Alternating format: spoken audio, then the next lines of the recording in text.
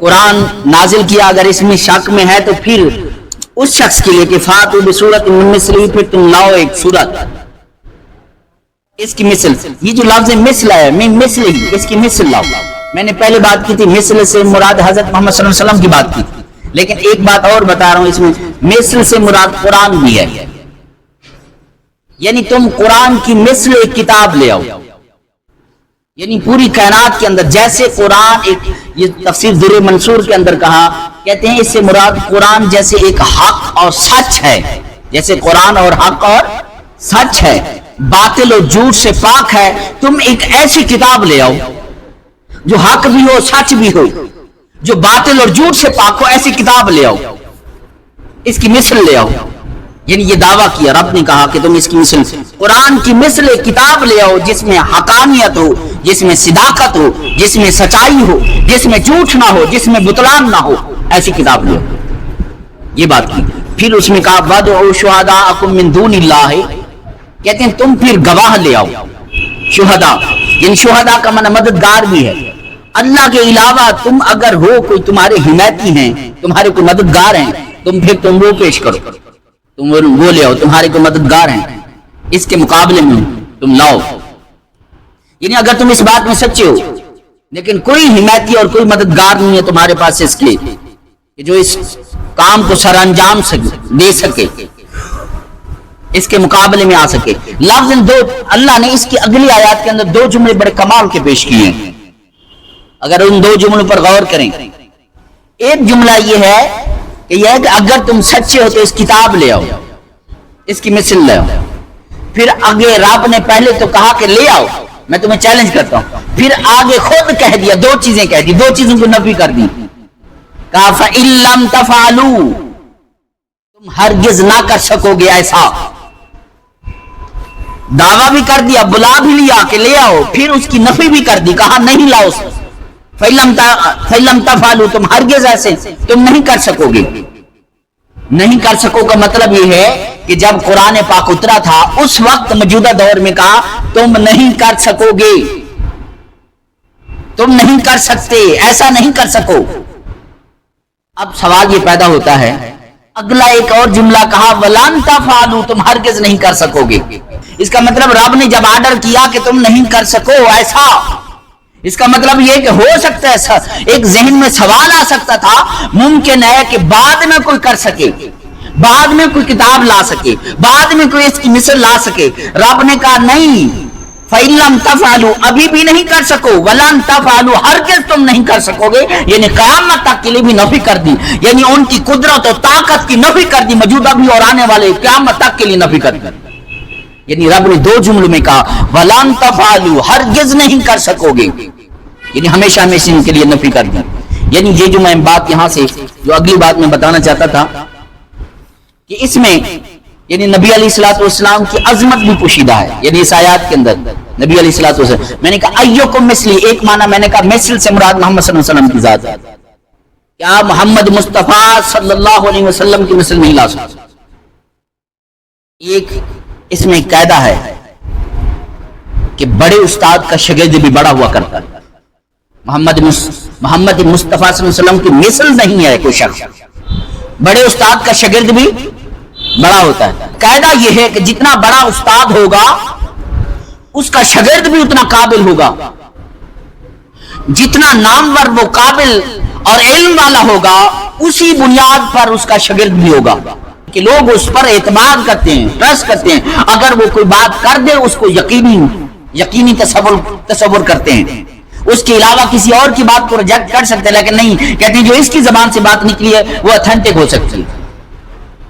اب جیسے میں موجودہ دور کی بات نہیں کرتا، اسے پچھلے دور کی بات کرتا ہوں. پچھلے دور کی اگر آپ چلیں، 4 ائمہ کرام ہیں، امام اعظم ابو حنیفہ، امام شافعی، امام مالک اور امام احمد بن حنبل. آج ہم جو فقہی مسائل پڑھتے ہیں، جن پر ہم وضو، نماز، روزہ، حج، زکوٰۃ کے مسائل پر عمل کرتے ہیں، ان لوگوں نے ہمارے لیے مسائل اخذ کیے اور ہم نے ان کی باتوں کو کہ جو ہمارے لیے بتا دیا کہ یہ مسئلہ ہے، ہم اس پر عمل کرتے ہیں. مطلب یہ کہ اگر ہم حنفی ہیں تو امام اعظم ابو حنیفہ کو مانتے ہیں، کوئی مالکی ہے تو امام اعظم امام مالک کو مانتا ہے، اور کوئی رفع یدین کرتا ہے تو وہ اپنے ائمہ پر ٹرسٹ کرتے ہیں، اعتبار کرتے ہیں، بھروسہ کرتے ہیں، اس پر یقین کرتے ہیں، اس کی بات کو آگے لے کر اس پر عمل کرتے ہیں۔ تو بڑے استاد کا شاگرد بھی بڑا ہوا کرتا ہے، تو حضرت محمد مصطفیٰ صلی اللہ علیہ وسلم کا استاد کون ہو سکتا ہے؟ حضرت محمد مصطفیٰ کے خدا، محمد مصطفیٰ کا استاد خود خدا ہے، خود رب ہے۔ سورہ رحمان اٹھا کر دیکھیں، رحمان میں کہتا ہے الرحمن علم القرآن، کہ رحمان وہ ہے جس نے قرآن سکھایا، خالق الانسان جس نے انسان کو پیدا کیا، علمہ البیان جس نے بیان کی طاقت عطا کی۔ کہتے انسان، خالق الانسان، انسان سے کون سا انسان مراد ہے؟ اب انسان میں سے اگر تلاش کریں تو سب انسانوں میں سے جو انسان کامل ہے وہ حضرت محمد مصطفیٰ صلی اللہ علیہ وسلم ہے، اس کو قرآن پاک سکھایا ہے۔ ان کا استاد خود خدا ہے، جب خود خدا ہے اس جیسے تو کوئی استاد ہو ہی نہیں سکتا، تو اس کے محمد مصطفیٰ صلی اللہ علیہ وسلم کا مقابلہ کون کر سکتا ہے؟ اس لیے فرمایا کہ حضرت محمد مصطفیٰ جیسا کوئی انسان پیدا کر کے دکھاؤ، حضرت محمد مصطفیٰ جیسا انسان پیش کر کے دکھاؤ۔ جب تم ایسا پیش نہیں کر سکتے، ایسا شاگرد پیدا نہیں کر سکتے، ایسا استاد کی مثل نہیں لا سکتے، تو پھر کتاب کی مثل کیسے لا سکتے ہو تم؟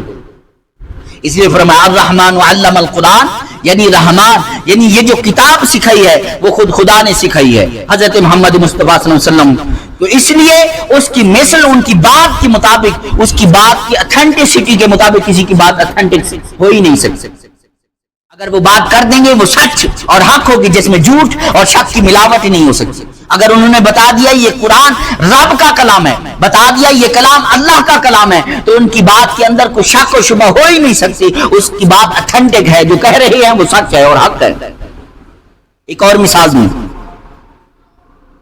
سورۃ اقرا، سورۃ العلق اگر اٹھا کر دیکھیں، اس کے اندر بھی استاد اور شاگرد کا تعلق بیان کیا جا رہا ہے کہ جتنا بڑا قابل استاد ہوگا تو اتنا شاگرد قابل ہوگا، جس کے مقابلے میں اگر استاد کے مقابلہ کوئی کر نہیں سکتا تو اس کے شاگرد کا بھی کوئی مقابلہ نہیں کر سکتا۔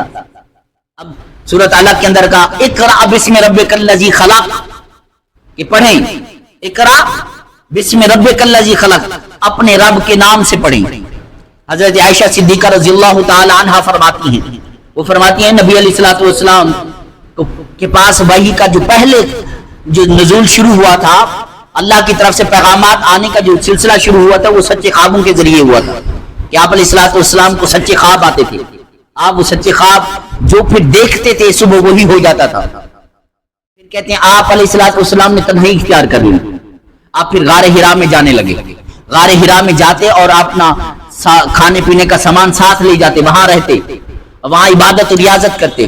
وہاں جبرائیل علیہ الصلوۃ والسلام نبی علیہ الصلوۃ والسلام کے پاس ہے، یہ جو پہلی وحی نازل ہوئی، اور آپ کے پاس جب جبرائیل علیہ الصلوۃ والسلام ہے، آپ نے کہا اقرا بسم ربک الذی خلق، اقرا پڑھیں بسم ربک الذی خلق، اپنے رب کے نام سے۔ جب حضرت محمد صلی اللہ علیہ وسلم فرماتے ہیں کہ ما انا بقاری، میں قاری نہیں ہوں، میں نہیں پڑھ سکتا۔ حضرت جبرائیل علیہ الصلوۃ والسلام نے پھر سینے سے لگایا اور آپ علیہ الصلوۃ والسلام نے فرمایا پوری قوت کے ساتھ دبایا، اور پھر چھوڑ کر پھر کہا پڑھ اقرا بسم ربک الذی خلق۔ پھر آپ علیہ الصلوۃ والسلام دوسری مرتبہ کہا ما انا بقاری، میں نہیں پڑھ سکتا۔ پھر آپ علیہ الصلوۃ والسلام نے پھر سینے سے لگایا، پھر دبا کر کہا زور سے، پھر چھوڑا، پھر کہا پڑھیں اقرا بسم ربک الذی خلق۔ پھر آپ علیہ الصلوۃ والسلام نے فرمایا میں نے کہا ما انا بقاری، میں نہیں پڑھ سکتا۔ اور یہاں حافظ ابن حجر عسقلانی رحمۃ اللہ علیہ فرماتے ہیں، وہ فرماتے ہیں یہ کیوں کہا؟ یہ کہا اقرا بسم ربک الذی خلق، یعنی میں پڑھ نہیں سکتا، یا میں پڑھوں تو کیسے پڑھوں؟ تین وجہ بیان کی کہ میں ما انا بقاری تین مرتبہ کیوں کہا، تین مرتبہ سوال کیوں کیا کہ میں پڑھ نہیں سکتا؟ اس کا مطلب یہ ہے کہ میں پڑھ نہیں سکتا، یا نمبر دو، یا میں کیسے پڑھوں، نمبر تین کہ میں پڑھ نہیں رہا۔ اب دو مطلب، پڑھ نہیں رہا کیا مطلب؟ یعنی ابھی میں کسی کے پاس درس و تدریس میں نہیں ہوں، میں کسی کا شاگرد نہیں ہوں۔ اس کا مطلب دنیا کے شاگردوں کی نفی ہو گئی کہ حضرت محمد مصطفیٰ صلی اللہ علیہ وسلم کسی انسان سے نہیں پڑھ رہے تھے کہ وہ اگر جو پڑھا رہے ہیں تو پڑھ لیتے۔ اس لیے فرمایا کہ میں نہیں پڑھ سکتا اور میں پڑھ بھی نہیں رہا، پڑھوں تو کیسے پڑھوں؟ اب حضرت حافظ ابن حجر عسقلانی وہ بڑا نقطہ بیان کرتے ہیں وہ فرماتے ہیں اس کی تشریح کے اندر، اس کی شرح کے اندر وہ بیان کرتے ہیں، وہ کہتے ہیں تم خود تو نہیں پڑھ سکتے، کوئی تمہیں انسان پڑھائے تو نہیں پڑھ سکتے، ہاں ایک صورت ہے پڑھنے کی جو سے پڑھ سکتے ہو، کہا اقرا بسم ربک الذی خلق، بسم یہ جو نام آیا آگے رب کا نام آیا، اگر پڑھنا چاہتے ہو تو رب کے نام سے پڑھ، رب کی طاقت سے پڑھ، رب کی عطا سے پڑھ، رب تمہیں عطا کرے گا، تم پڑھ سکو گے۔ اس نے فَإِقْرَأْ بِسْمِ رَبِّكَ، اس سے کیا مطلب نکلتا ہے؟ اس کا نتیجہ یہ نکلتا ہے پڑھانے والا خود رب ہے، رب کی طاقت سے پڑھ رہے ہیں، جب رب کی طاقت سے پڑھ رہے ہیں، رب جیسا کوئی استاد نہیں، محمد مصطفیٰ جیسا کوئی شاگرد نہیں ہے، یعنی اقرا بسم ربک الذی خلق، جو اس جیسا کوئی شاگرد نہیں ہے تو اس کی مثل کوئی بات بھی نہیں پیش کر سکتا، جو محمد مصطفیٰ بات کر دیں گے اس کی مثل کوئی بات پیش نہیں کر سکے گا اس کے مقابلے میں۔ اقرا بسم ربک الذی خلق، یعنی یہ حضرت محمد مصطفیٰ کے استاد محمد مصطفیٰ صلی اللہ علیہ وسلم۔ اب پھر کہا یہ جو ایک رحمان کے اندر ایک بات، پھر میرے ذہن میں ایک بات آگئی کہ رحمان میں جو کہا انسان کو بیان سکھایا، یہ جو انسان کو بیان سکھایا، اس کا یہ جو آپ سارے سیکھ رہے ہیں، یہ علم وہی ہے جو رب نے عطا کیا ہے، لیکن ایک نقطہ قابل غور ہے، اس بات پر غور کیجئے گا، علم تو فرض جو سب سے پہلے پڑھا تھا انسان، سب سے پہلے انبیاء کو حضرت آدم علیہ السلام کو اشیاء کا علم دیا، پھر حضرت محمد صلی اللہ علیہ وسلم کو علم دیا، یعنی سب سے پہلے محمد مصطفیٰ کو علم سکھایا۔ یہ جو ساری کائنات کے اندر علم بٹ رہا ہے، تقسیم ہو رہا ہے، وہ در محمد مصطفیٰ صلی اللہ علیہ وسلم سے علم تقسیم ہو رہا ہے، وہ محمد مصطفیٰ کے تصدق سے تمام انسانیت کو یہ علم جا رہا ہے، یعنی محمد مصطفیٰ صلی اللہ علیہ وسلم کا استاد خود خدا ہے، اور شاگرد جیسے استاد قابل ہے تو اس جیسا کوئی شاگرد بھی نہیں بن سکتا، اس لیے فرمایا کہ تم محمد مصطفیٰ صلی اللہ علیہ وسلم کی مثل پیش کر کے دکھاؤ، اور پھر ان کی بات جیسی کوئی بات پیش کر کے دکھاؤ۔ ان کا جو انہوں نے کہا یہ قرآن رب کا کلام ہے، تو وہ ایک اعلیٰ شاگرد کی، ایک اعلیٰ استاد کی بات ہے، تو اس کی مثل کوئی مثل پیش نہیں کر سکتا۔ والسلام، دعا ہے کہ ہم نبی علیہ الصلوۃ والسلام سے محبت کی توفیق عطا فرمائے اور ہمیں قرآن سمجھنے کی توفیق عطا فرمائے۔ کہ آپ اس چینل کو سبسکرائب کریں، لائک کریں، شیئر کریں، تاکہ آنے والی ہر ویڈیو آپ تک پہنچ سکے۔ والسلام۔